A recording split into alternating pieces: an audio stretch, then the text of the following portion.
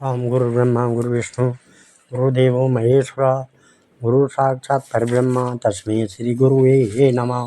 तस्मै श्री गुरुवे नमः। ओम आदौ देवकी देवगर्भजननं गोपीगिरेः वर्धनं मायापूतन जीवतापहरणं गोवर्धनोद्धरणं कंसच्छेदन कौरवादिहननं कुन्तीसुता पालनम् एतत् श्रीमद्भागवतं पुराणकथितं श्रीकृष्णलीलामृतं निगमकल्पतरोर्गलितं फलं शुकमुखाद्रव अमृतसंयुतं पिबत भागवतं रसमालया मुहुरहो रसिका भुवि भावुका। भगवान श्री कृष्ण नारायण जी के चरण कमलों में नतमस्तक होकर के गुरु श्री वेद व्यास जी, गुरु श्री माधवाश्रम जी, गुरु श्री आदि गुरु शंकराचार्य जी, गुरु श्री सुखदेव जी, गुरु श्री नारद जी, गुरु श्री सुत जी के चरण कमलों में नतमस्तक होकर के मैं ये श्रीमद् भागवत के दसम स्कंद का 79वां अध्याय पढ़ने जा रहा हूँ, जो इस प्रकार है। आज का प्रसंग है बल का उद्धार और बलराम जी की तीर्थ यात्रा। श्री शुकवाच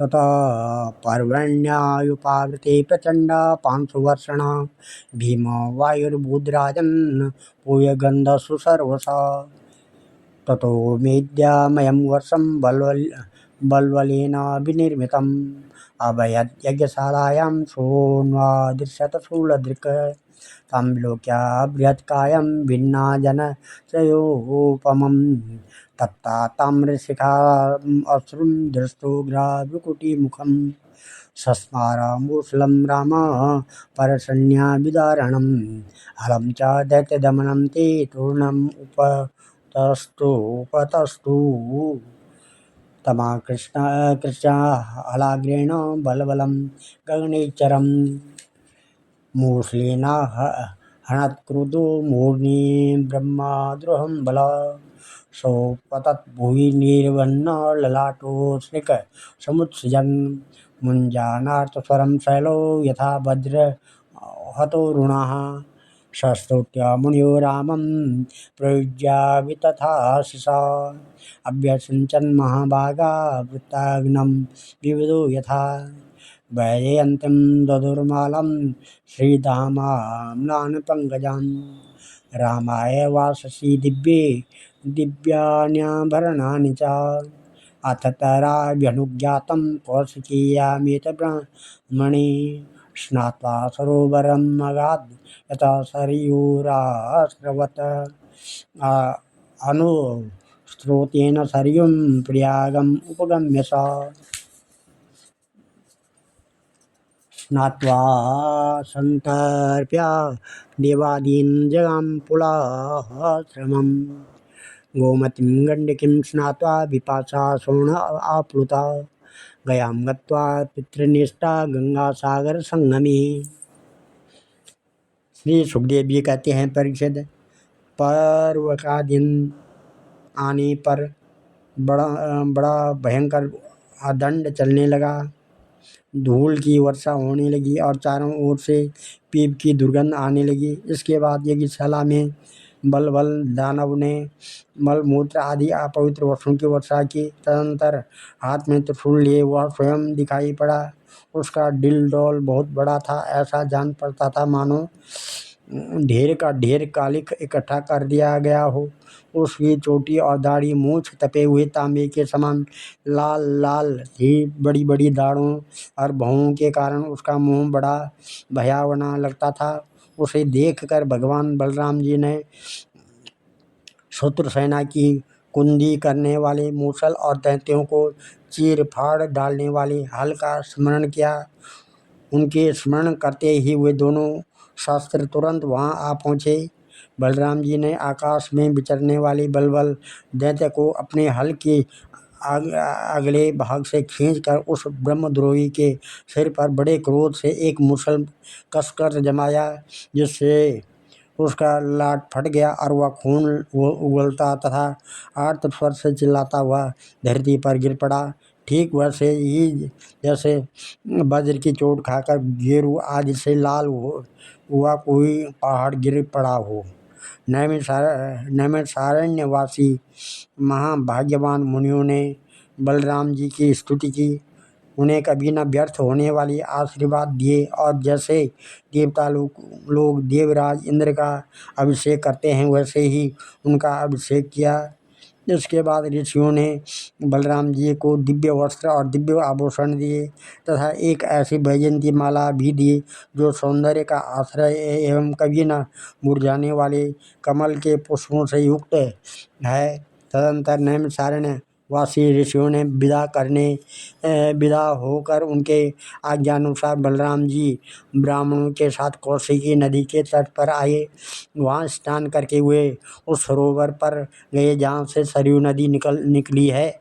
वहाँ से सरयू के किनारे किनारे चलने लगे, फिर उसे छोड़कर प्रयाग आए और वहाँ स्नान तथा देवता ऋषि एवं पितरों का तर्पण करके वहाँ से पुलहाश्रम गए।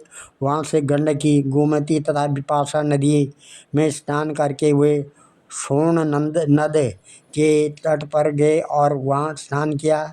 इसके बाद गया में जाकर पितरों का वसुदेव जी के आज्ञानुसार पूजन यजन किया। फिर गंगा सागर संगम पर गए, वहाँ भी स्नान आदि तीर्थ कृत्यों से निवृत्त होकर महेंद्र पर्वत पर गए, वहाँ परशुराम जी का दर्शन और अभिवादन किया।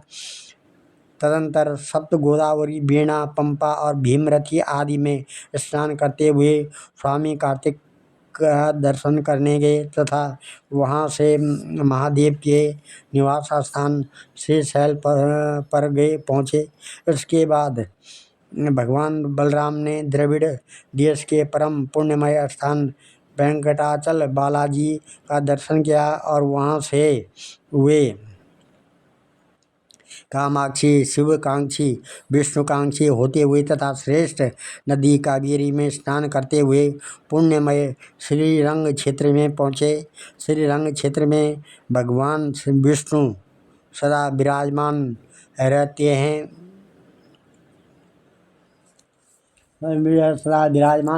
हैं उपविश्य महेंद्र रामम दृष्टाभिवाद्य च सप्त गोदावरी, वीणा, पंपा, भीमरथी तथा स्कंद दृष्टायो राम श्रीशैलम गिरिशालयम द्रविडेशो महापुण्यम दृष्टाद्रि वेंकटम प्रभु कामकोष्णी पुलिम कांक्षी कावेरी च शरदुराम श्रीरंगाख्याम महापुण्यम यत्र सन्निहितो हरि ऋषभाद्रि हरे क्षेत्रम दक्षिणाम मथुराम तथा सामुद्रम श्वेतो मगध मगमान महापातकनाशनम तत्रायुत मदादीर्णोर्ब्राह्मणेभ्यो हलायुधा कृतकमालं ताम्रपर्णिमलयं च कुलाचलं तत्रागस्त्यं समासीनं नमस्कृत्याभिवाद्य च रोहितास्तेन चाशीर्भिरनुज्ञातो गतो नवं दक्षिणं तत्र कन्याख्यं दुर्गादेवीं ददर्श ततः फाल्गुनमासाद्य पञ्चाप्सरसम् उत्तमं विष्णुसन्निहितो यत्र स्नात्वा स्पर्शाद् गवायुतं ततो विव्रज्य भगवान् के हृदयासु त्रिगर्तकान् गोकर्णाख्यं शिवक्षेत्रं सान्निध्यं यत्र दुर्जटे आर्यं द्वैपायनी दृष्ट्वा शूर्पकमगादिबल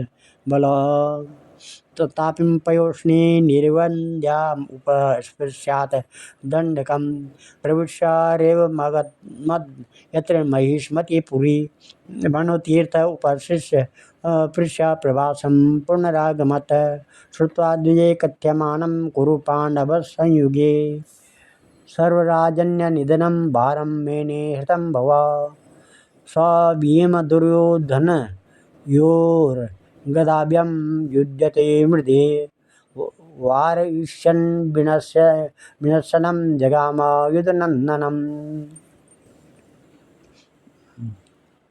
युधनंदनम। तदंतर इस प्रकार से वहाँ से उन्होंने विष्णु भगवान के क्षेत्र ऋषभ पर्वत, दक्षिण मथुरा तथा बड़े बड़े महापापों को नष्ट करने वाले सेतु बंध की यात्रा की। वहाँ बलराम जी ने ब्राह्मणों को 10,000 गोएं दान की। फिर वहाँ से कृतमाला और ताम्रपर्णी नदियों में स्नान करते हुए वे मलय पर्वत पर गए।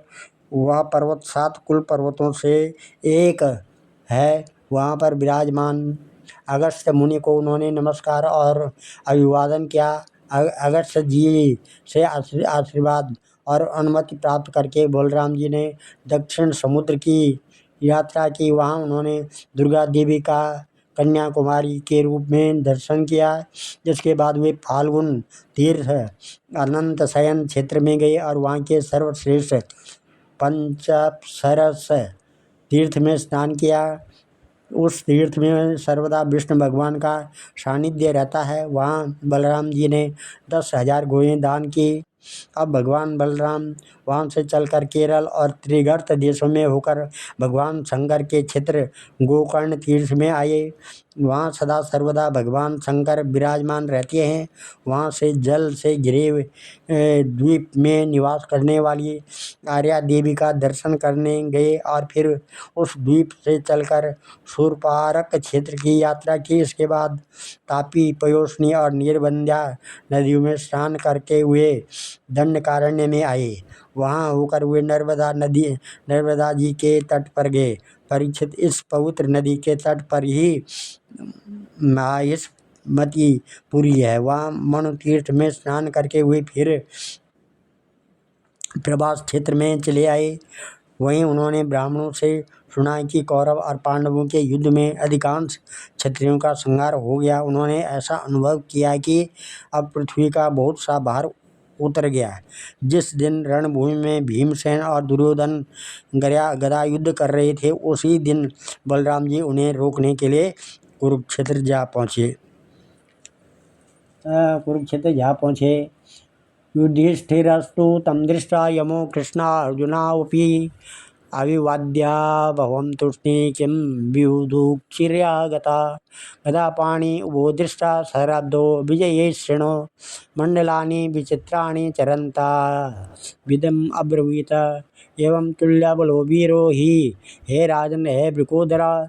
एकं प्राणादिकं मन्ये उत्तेकं शिक्षयादिकं।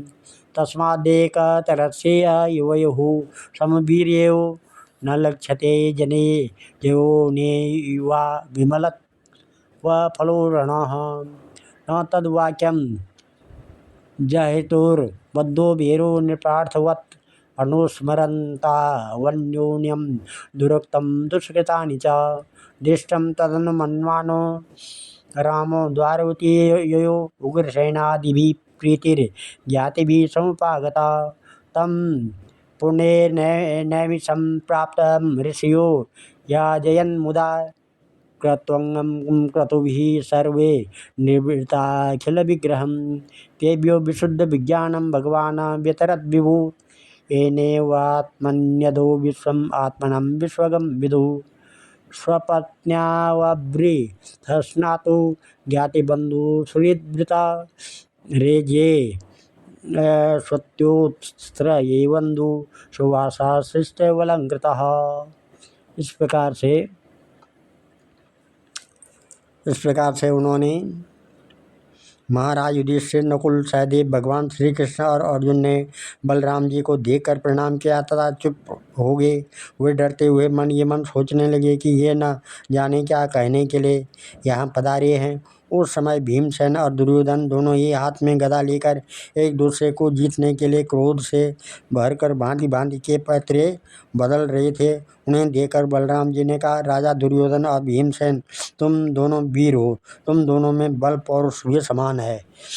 मैं ऐसा समझता हूँ कि भीमसेन में बल अधिक है और दुर्योधन ने गदा युद्ध में शिक्षा अधिक पाई है। इसलिए तुम लोगों जैसे समान बलशालियों में किसी एक की जय या पराजय नहीं होती दिखती। अतः तुम लोग व्यर्थ का युद्ध मत करो, अब इसे बंद कर दो। परीक्षित बलराम जी की बात दोनों के लिए हितकर थी, परंतु उन दोनों का बैर भाव इतना दृढ़ मूल हो गया था कि उन्होंने बलराम जी की बात न मानी और वे एक दूसरे की कोटवाणी और दुर्व्यवहारों का स्मरण करके उन्मत्त से हो रहे थे। भगवान बलराम जी ने निश्चय किया कि इनका प्रारब्ध ऐसा ही है, इसलिए उसके संबंध में विशेष आग्रह न करके वे द्वारका लौट गए। द्वारका में उग्रसेन आदि गुरुजनों तथा अन्य संबंधियों ने बड़े प्रेम से आगे आकर उनका स्वागत किया। वहाँ से बलराम जी फिर नैमिषारण्य क्षेत्र में गए। वहाँ ऋषियों ने विरोध भाव से युद्धादि से निवृत्त बलराम जी के द्वारा बड़े प्रेम से तथा सब प्रकार के यज्ञ कराए। परीक्षित, सच पूछो तो जितने भी यज्ञ हैं वे बलराम जी के अंग ही हैं, इसलिए उनका यह एक ज्ञानुष्ठान लोक संग्रह के लिए ही था। सर्वसमर्थ भगवान बलराम ने उन ऋषियों को विशुद्ध तत्व ज्ञान का उपदेश किया, जिससे वे लोग इस संपूर्ण विश्व को अपने आप में और अपने आप को सारे विश्व में अनुभव करने लगे।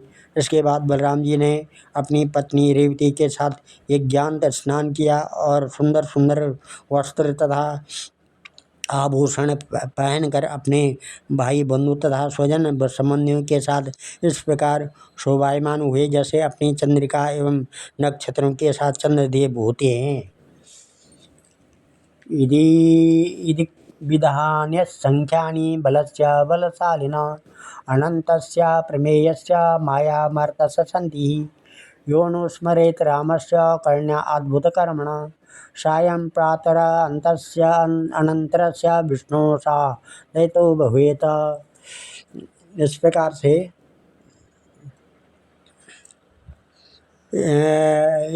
से परीक्षित, भगवान बलराम स्वयं अनंत हैं, उनका स्वरूप मन और वाणी के परे है। उन्होंने लीला के लिए ही यह मनुष्यों का साथ शरीर ग्रहण किया है। उन बलशाली बलराम जी के ऐसे ऐसे चरित्रों की गिनती भी नहीं की जा सकती है। जो पुरुष अनंत सर्वव्यापक अद्भुत कर्मा भगवान बलराम जी के चरित्रों का सायं प्रातः स्मरण करता है, वह भगवान का अत्यंत प्रिय हो जाता है। नमः हो जाता है।